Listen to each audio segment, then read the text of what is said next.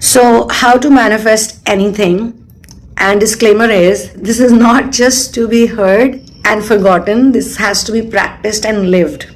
Okay? And I'm gonna make it so easy for you. And let's say you don't even use the word manifestation. I just used it for the ease of communication. You'll understand by the end of it, okay? It's about trusting this moment. Because usually when we do any kind of practice, we make it really hard for ourselves. Because we make a plan and we create some kind of a blueprint, and then we put ourselves in a lot of pressure. And we say, okay, I want this and I want to get it like this and I want to get it like that. And it's not an easy process. It's tough for everyone, okay? But the easier way to do is, don't go too far. Don't go half an hour later, 1 hour later, 20 minutes later.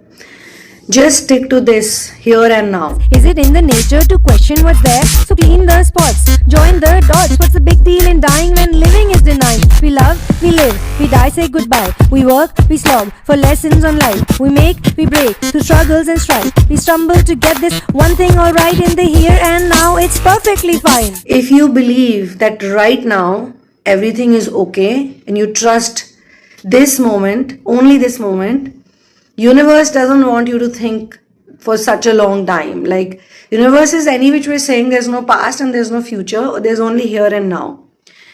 And when you keep doing it, like right now it's fine, right now it's fine, right now I trust the Shakti is flowing through me, I trust the Shiva is flowing through me, I trust Ram. Whatever Ram has decided. Jahi vidhi rakhe Ram, tahi vidhi rahiye. Jahi vidhi rakhe Ram, tahi vidhi rahiye means whatever plan universe has for you. Because universe knows much better for you. Universe knows the best for you.